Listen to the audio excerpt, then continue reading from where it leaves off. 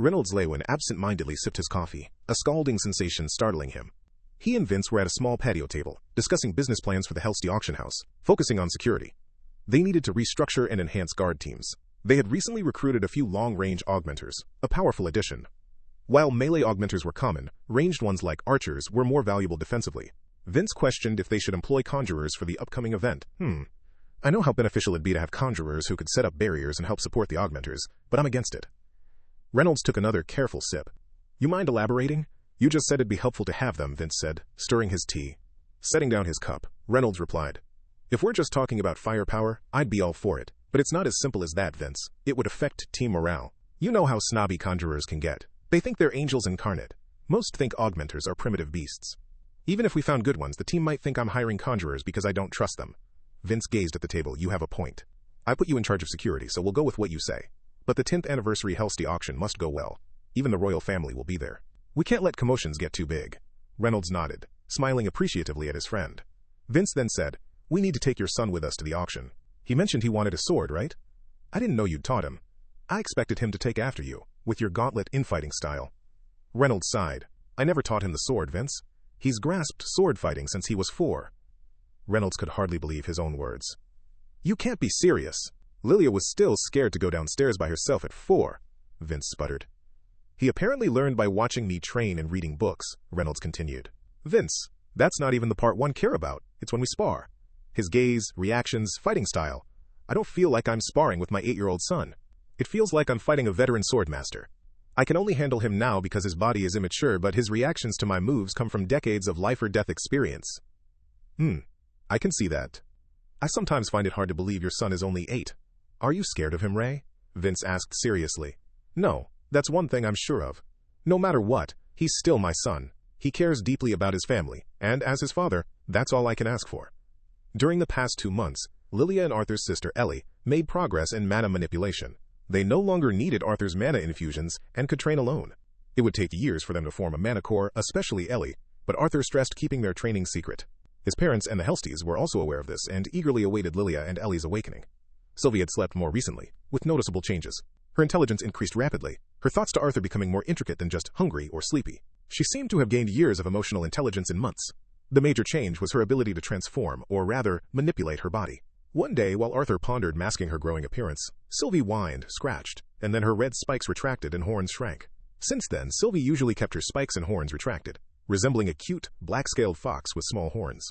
Vincent and Tabitha insisted on giving Arthur more gifts. Arthur thought, I had been planning to train Lilia even without the cloak or mask. She was part of the family who helped my family. It was an honor to help them. After refusing several gifts, they settled on a sword. Arthur's body was now large enough for a small sword, bigger than an adult dagger, allowing him to practice swordsmanship beyond a wooden stick. Procuring his first sword was to be a family event at the 10th anniversary auction with the Helsties. While Arthur waited downstairs for his father and Vince, an obnoxious pounding came from the front door. Arthur thought, sheesh, knocking once is plenty. I'll get it, Arthur called, annoyed but close to the door. Can I hell? Oof. Arthur was smothered by a pair of foam pillows. Arthur thought, a classic assassination method. But shouldn't it be used while I'm sleeping? Oh my goodness, a woman's voice exclaimed. You're alive. Look how big you've gotten. I'm so sorry, Art. I wasn't able to protect you. I'm so glad you survived, the lady sniffled. MMFPH. MMMFPH. Angela, I don't think he can breathe, a comforting voice pointed out. Beep. Sorry, Angela squealed. Peeling his face away, Arthur smiled at his companions. It's so good to see you guys again. Durden, his giant guardian angel, patted Arthur's head, his narrow eyes watery, triggering a tear from Arthur, too. Adam smacked Arthur on the butt. Little brat! Do you know how devastated everyone was? Then he chuckled. It's good to see you again. You've gotten better looking, Arthur. Helen Shard squatted before him, her bow on her back. She pinched his cheek, smiled sympathetically, and stood. Suddenly, Arthur was embraced again by a sniffling Jasmine, cold and aloof. She stayed mute, tightening her arms. Arthur petted her head. She pulled away, face scarlet, gave an embarrassed nod, and turned. Sylvie woke from her nap and trotted over. Whoa, what is that? Adam exclaimed. The twin horns, including Jasmine, looked surprised at the mana beast. "She's my contracted beast, Sylvie," Arthur announced as she hopped onto his head. "Holy crap! You already have a contracted beast? Bonds are so valuable.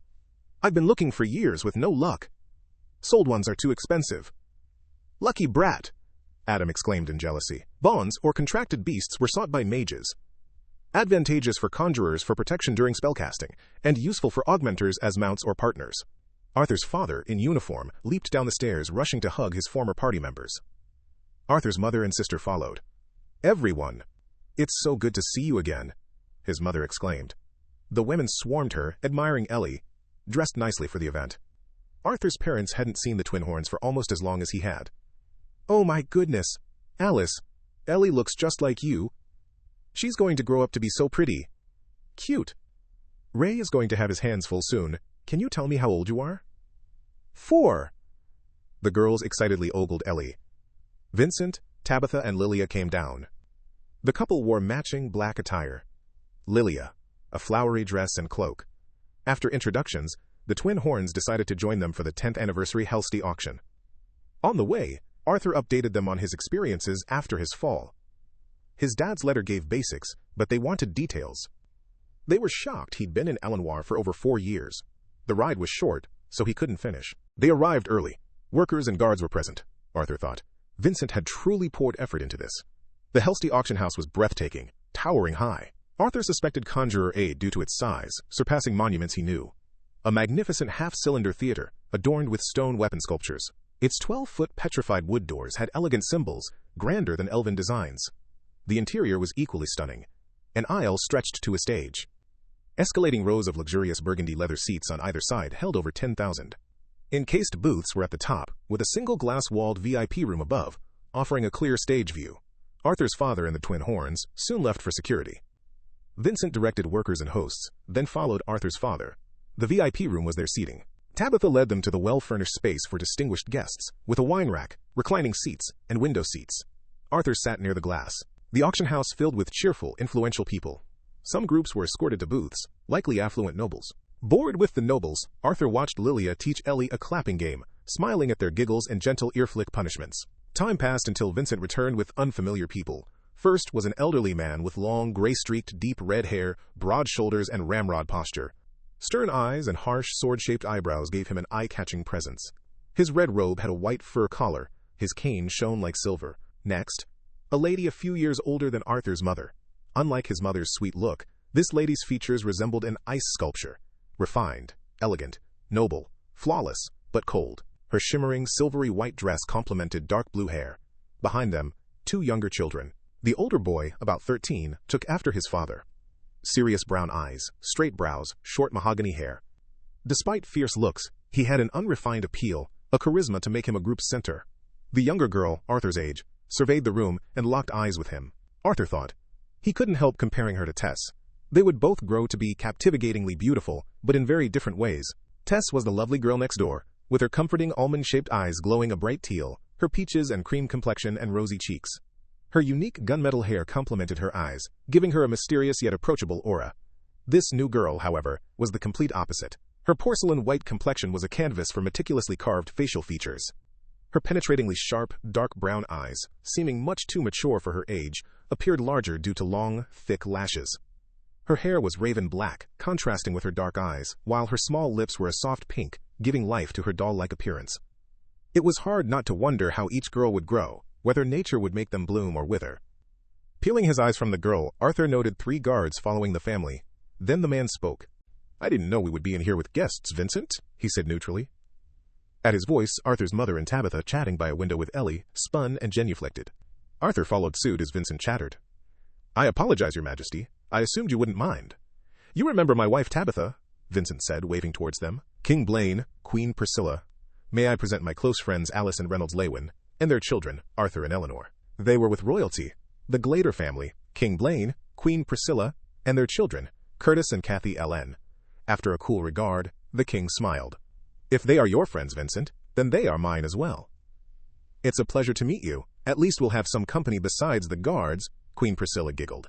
Arthur noted her welcoming personality contrasted her intimidating appearance, unlike her husband.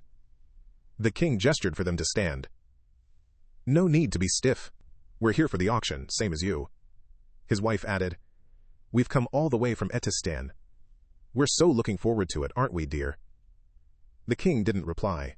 As Arthur rose, Sylvie peeked from his robe, curious. Coup? She chirped. Arthur thought. I thought I heard a gasp from one of the guards, but I couldn't tell, since their faces were covered. Oh my, what a cute little mana beast! Queen Priscilla brightened at Sylvie and approached Arthur. The king and children also looked. The guards stepped forward, ready to react if something happened to the queen.